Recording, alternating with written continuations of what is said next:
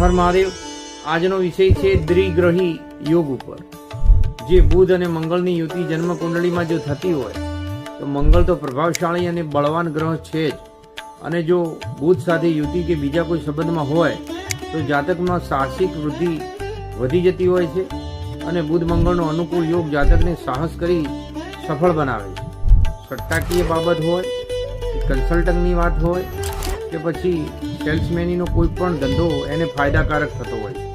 અને પ્રતિકૂળ પરિસ્થિતિમાં જ્યારે આ યુતિ થતી હોય તેવા સંજોગોમાં જાતક પોતાના દરેક ધંધાની અંદર નુકસાન કરતો હોય છે, અને ક્રોધયુક્ત વાણીથી ઘણા બધા દુશ્મન પણ વરી લેતો હોય છે, અને ભાગીદારો સાથે સંબંધો બગડતા હોય છે અને નુકસાન જતું હોય છે।